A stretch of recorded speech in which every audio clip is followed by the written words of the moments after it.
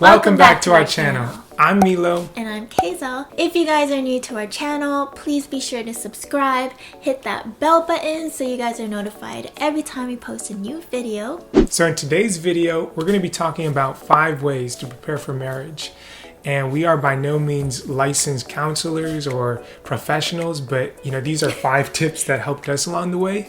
So we'd love to share them with you and hopefully they can do the same. Let's get started. Let's go.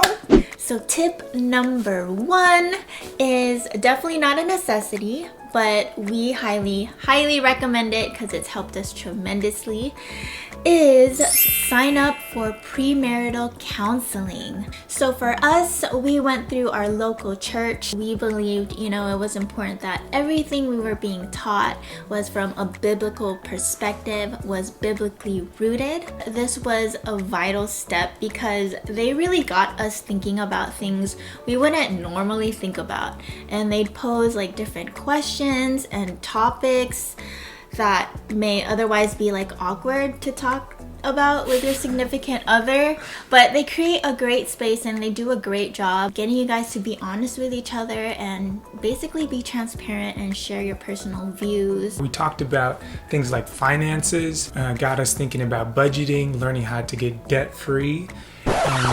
Also talk. You don't talk about how to get debt free. You add. But if you learn budgeting, you're gonna be debt free, right? That's true. You also get to talk about communication styles, learning how your partner communicates differently from you. We communicate completely different, by the way. Not really. You're the same person. Because we both like to talk a lot, remember? We got to give each other turns. Oh, yeah, that's what it was. Yeah. Like for us, we discovered that we both love to talk. Especially when we're going at it, we will just be talking. And so it helps you, like, I don't know. To remember to listen. Yeah. Okay. And also realistic expectations stepping into marriage. So removing all that unrealistic stuff that you saw in Disney, that you saw in Hollywood. Get rid of all of that. Social media. Obviously, you won't know everything till like you actually step in yourself, but it gives you a really good idea. So where can you find premarital counseling? Like I mentioned earlier, we went through our local church.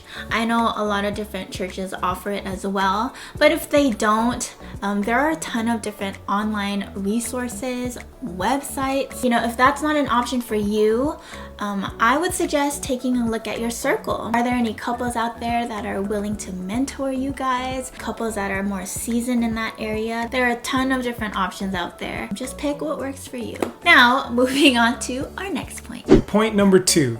Get as many resources as you can. You got to be hungry to invest in your future marriage. And if you aren't hungry to learn and acquire as much wisdom as you can in this area, you're going to hit a lot of roadblocks and it's just going to be a lot more bumpy. Stepping into marriage is not like dating. This is literally a covenant that you make for life. It's an amazing season to be in, but you also want to be prepared. The better you prepare yourself, the better prepared you will be. It's true, man. Facts. You guys already know this. There's a ton of information out there. Like the generation we live in, everything is at the tip of your finger. Information.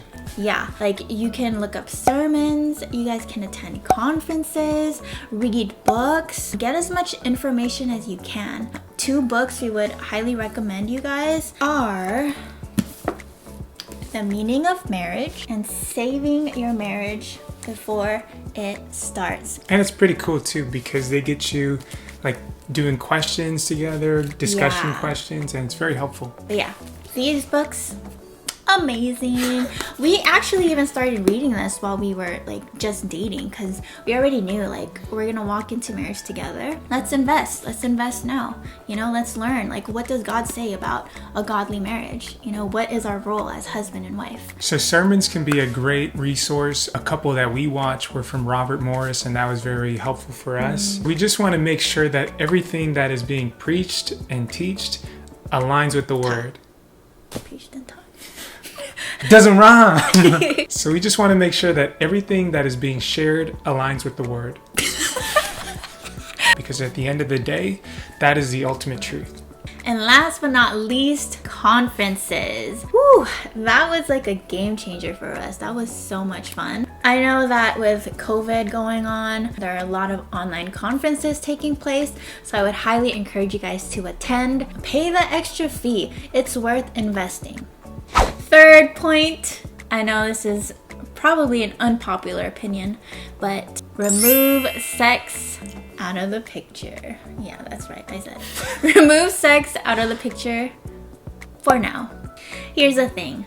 When we are being intimate with someone, we are creating a soul tie, meaning we are bonding ourselves with someone. We are becoming one with that someone, more than just the physical, but the spiritual, which is why God had intended for all of that to happen in the context of marriage. So when we're doing it outside of marriage, we're opening a door before it's time. And maybe that door was not meant to be opened. Let's be real. When we're dating someone, when we're so in love or infatuated with someone, we automatically believe this is the one. This is the one I'm going to marry. This is the one I'm going to spend the rest of my life with. But how many times have we gotten our hearts broken? How many times have we been wrong? We end up giving ourselves, but also end up broken and hurt. God asks this of us for a specific reason, and it's for our good, and it's to protect us. And if you are thinking that, this is going to be the one that I will actually marry, so, what's the point of waiting anyways? Because I'm trying to, get to know this person. I'm trying to, see if it works. It's like you said, you can't open a door before it's time. And as a man that's supposed to be leading this relationship, what's going to happen when you step into marriage and you're faced with temptation? You're going to be leading your partner into this idea that you can lack discipline in an area that is going to be very vital to the health of your relationship. We all know that adultery and affairs, they happen. And in order to exercise that self-control before marriage, you're really taking a big step forward. That's why we also personally believe in not living together or moving in with each other prior to marriage. Culture tells you that it's okay to do so. It's okay to just test out the waters, but you're really just creating a space where you can be easily tempted. Let's be real. Like, even if you're a seasoned Christian, even if you're walking strong in the faith, and you are putting yourself in a position where you're going to be tempted to give in to your flesh, you still got your flesh on, and you're going to make it very challenging. When the lights are out and you're alone, it's only going to lead to one thing. So for us, we didn't start off on the best foot, but that's not to say like it's too late. So we want to say and encourage you that if that's you, or if that's what you're walking in right now, it's not too late to say, I want it your way, God, and I want this to last. I want this to be a God thing. Tip number 4. Out of all of these, if you take away anything, it's this one. Just keep focusing on your relationship with God. Even when you're engaged or married to this person, that's a lifelong thing. God is our priority. God comes first before each other. He's a good father. He knows what's best for you. He knows what's best for your marriage. And this is the thing, guys. God speaks. He will show you like red flags about this person. God cares about every detail of your life. And you want to be entering this relationship whole. You don't want to be coming with a void and trying to have your partner fill that void for you. Culture also tells us that our spouse is our source of love. They're the ones that need to make me feel secure. They're the ones that need to make me feel confident and need to make me feel good. But we personally believe that all those things come from the Lord, and when you're not seeking it from your partner, you're not putting all that pressure on this person. And guess what? My husband, as amazing and lovely and handsome as he is still a human being. He's still imperfect. I'm still imperfect. God gives us the grace to see that and to understand that, and not to put all that load and pressure on him, because that's not for him to bear. Or her. It's true. Moving on to our next point. Tip number 5. Enjoy the process. If you are single, take this time, enjoy this season that you have alone. This is time you're not going to get back. So don't rush. Don't rush into the next thing. Things will happen in God's timing, we believe. And if you're dating, don't feel like you need to aspire to meet this milestone at this certain time. Just take your time with it. Enjoy what God has for both of you, how he's growing both of you, anything he's revealing to you guys to work on individually or as a couple. So for us, we were very prayerful in our time of dating. We wanted to walk in what God had for us in his timing. We didn't want to rush it. For example, when we were engaged and waiting to get married, we didn't know that we were going to get married so soon. We were ready to wait for next year if that's what it looked like because of COVID and all that was going on.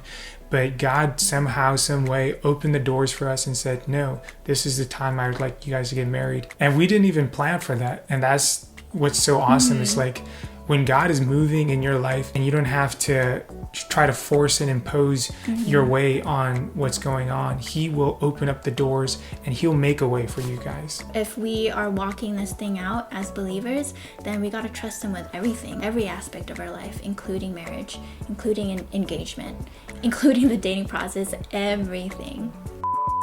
So that basically wraps up our whole video, you guys. If you found this encouraging and helpful, please give us a thumbs up. Comment down below your thoughts, any ideas and suggestions for our upcoming videos. Let us know in the comment section below. We'd love to hear from you. Thank you for watching, and we'll see you next time.